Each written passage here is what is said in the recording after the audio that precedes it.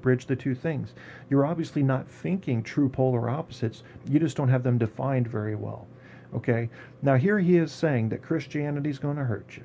Christianity is a drug. Christianity is a crutch. Christianity is something you only use if you're a loser to condemn the things you want but can't have, and not use to motivate yourself toward the things you want and can get.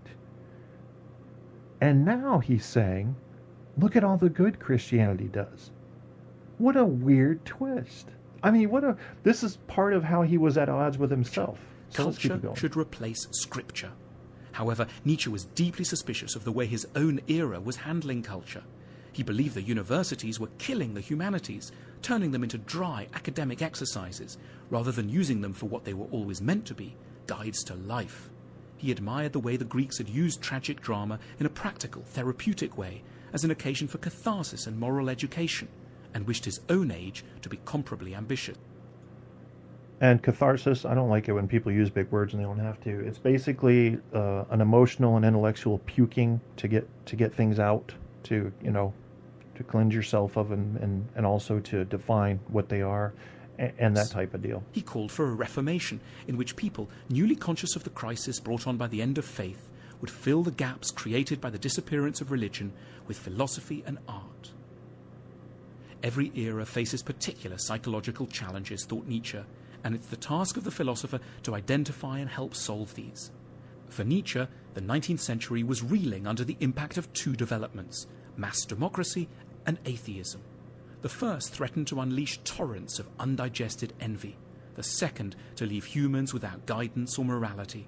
In relation to both challenges, Nietzsche remains our endearing, fascinating, often lovable, and mustachioed guide.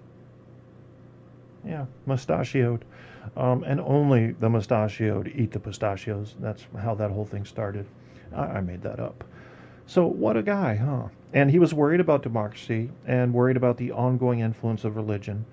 And that's yet another contradiction of his own belief system, because he believed envy was healthy. If you don't have envy and you condemn envy in your life, you're not going to aim for those things that your neighbor has that you like. Now, I'll just give you an example. From me, I don't have envy. I don't see people out there and say, I wish I had what they had. It's never felt, maybe I did when I was a kid, but it's never felt right to me. I've just, I don't know, maybe intelligence. I guess maybe I envied that, but it wasn't the kind of thing where I was pissed about it. Like, you have it and I don't. I just thought that'll come to me. All I got to do is study. That's no problem. I don't know. I understand envy, and I do believe it can be a major motivating force. But there's a pain associated with envy that you don't have to go through if you just decide not to feel it. If you see something somebody's doing or driving and you like it, just decide to work for it. Don't be pissed at them for having it. I mean, they might have even given you the idea that you wanted it in the first place. You should be thankful for that. There's no reason to suffer unnecessarily in this world because of your own bad thinking. And envy and jealousy and these things, those are things you can let go. We're all going to die. We're all fucking worm bait. I mean, our planet's flying a couple of million miles an hour through space, going God knows where. And, you're going to have a short time here. Are you really going to worry about somebody cutting you off in traffic? You're going to let that get your heart rate up and your blood pressure? Honestly, that takes some thinking. That takes some training, but you got to let that shit go. Now, I'm not saying lay down for everybody. If you were the guy on the interstate that stops and let in 16 cars, well, you've just made a couple hundred cars behind you a little later. Let in one. Let in two if you're feeling generous, and then keep it moving. I wish traffic had a universal law for on-ramps. Zipper. If one comes in, one gets in. Then the one that was there goes. Then the next one coming in gets in. Then the next one goes. I don't know, but we're just stupid. So Google's driving all the cars now. That'll be fine. Obviously, if you've read the news lately, Google cars are getting hit by regular drivers who are probably fucking texting. You can trust machines that drive cars. Oh, they're going to make mistakes once in a while. Yes, they're going to be hacked once in a while, but compare the numbers. We could probably reduce accidents in America alone by a few thousand accidents per day by having machines drive cars. Because machines don't fucking text and do drugs. They might have a short circuit once in a while. They might have a malfunction, but as long as there's a protection circuit in place, you probably don't have a lot to worry about. Machines are pretty trustworthy when it comes to doing things involving physics. And that's why they're all throughout. And manufacturing is proof that they're accurate. If they weren't, and they were hard to keep up, and they were fucking up all the time, they'd get rid of the machine and put Jesus back in there. But Jesus is worried about his girlfriend. He didn't get any sleep last night. He's hungry. He's horny. He's got an itchy ass. Jesus has all kinds of... And he's going to bitch about it. Machine just like bang, bong, bang, bong, bang, chitcha, bong, chitcha, bang, chitcha, bong, chitcha, bing, chitcha, bing, chink, bong, chink, bong. And all that's supposed to happen. All the bink, bonks, and chinks. Got it all in order. Didn't bitch at all. Doesn't need a sick day. Doesn't need a health care plan. Doesn't even need a paycheck. He's been paid for already. Bought and sold. Machines are the new slaves. That's the way it's going. But I think we need to get into the next philosophy section.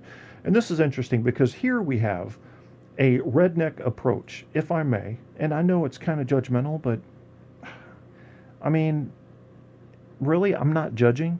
It's just simplifying. The guy sounds like a redneck. Is he? I don't know. He could be playing a role. I thought Guy's friend Lester was a redneck when he came on. He was talking about Northerners like there was some kind of something wrong with them. They're not creative and entertaining enough. Well, he was playing a role. Yeah, maybe that's what this guy's doing. But I did listen to some of what he had to say about Thomas Hobbes and John Locke, and I think you're going to like what he has to say too. And you may just find his redneck appeal something worth hearing. We'll see.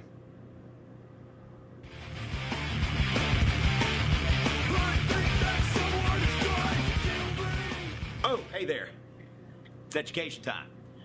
Sorry, I was getting a little psyched up with some Mastodon. Going to talk to you today about two very important early modern European philosophers, Thomas Hobbes and John Locke.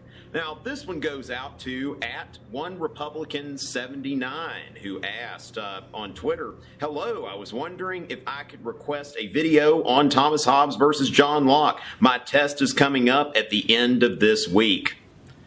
All right, so there you have it. So Hobbes and Locke, you've probably already heard about the divine right of kings. If you haven't, check out my video lecture on that. But you've likely been exposed to Jacques Bossuet, however you say that, it's French, and he was a proponent of divine right absolutism. Now, this isn't going to be... No, I don't see a reason to disrespect the language. The way they pronounce Bossuet in French, I believe, is Bossuet. It's actually Bossuet. The T is silent, and yeah, you can look that up. That's how they be doing. If you were to look at it and say French Canadian, it would be like Bossuet. But yeah, they're just Bossuet. I think it's more like that, Bossuet. But these things matter if you give a shit about language, but they probably don't matter to most people. So let's just keep it going. Bossuet, okay? This is going to be about something different. Both Hobbes and Locke reject the idea of divine right, and Hobbes is going to advocate for absolutism, like Bossuet does, but it's going to be a philosophical absolutism, where John Locke is going to advocate for constitutional government, a limited government, and he is going to use both philosophical and biblical justifications for his argument for constitutionalism. So Hobbes and Locke are both going to give us two versions of a social contract. Now keep in mind that Rousseau wrote a book called The Social Contract, but he's not the first philosopher to address this subject. What the social contract essentially is, it covers two things. First of all, what is the origin of government? How did people decide to have government? And second, how much authority should the state have over the individual? And Hobbes and Locke are going to sort of agree on the first part, but they're going to disagree on the second part. Let's start off with Thomas Hobbes, who wrote a book called Leviathan in 1651. Remember that, Leviathan.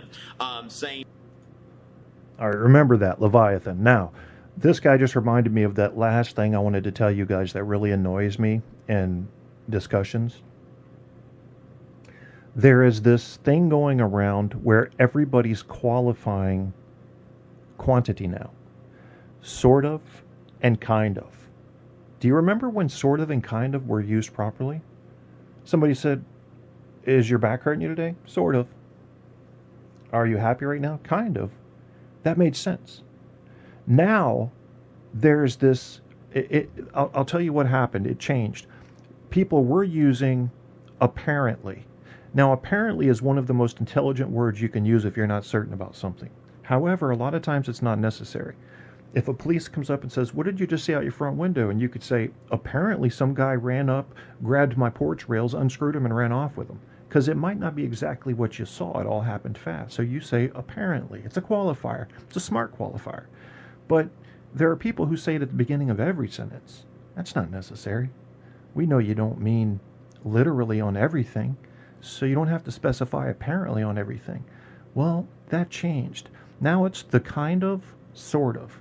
So you hear somebody talking, and they'll use it 5, 6 times in a sentence. I don't have to be this kind of authoritative father because I'm sort of angry about the way things are going and kind of militant in my... What? Why is everything sort of and kind of? Just say it. We'll understand you don't mean definitely all of the time. You don't have to mean definitely. You don't have to mean absolutely all of the time. Apparently that's what you think I think, or you wouldn't be using kind of and sort of before everything you say that has to have some sort of quantity or quality associated with it. Totally unnecessary, highly annoying. Now that I've got you listening for it, you will hear it. And he just said it, but he only did it once so far. And see if he keeps it up. Mastodon's second album, which I'm kind of introducing you to little by little in this lecture. And in Leviathan, Hobbes is defending philosophical absolutism, the idea that absolute government is not best because it's mandated by God, it's best because, well, because it's best. Let Hobbes explain to you why. Now, what is a Leviathan? A Leviathan is a sea monster mentioned several times in the Old Testament. And it's mentioned in detail, described in very much detail in the book of Job. Specifically in Job 41. Now, let me go ahead and read a little bit to you from Job 41 with a little bit of Mastodon theme music, you don't mind. Canst thou draw out Leviathan with a hook, or his tongue with a cord?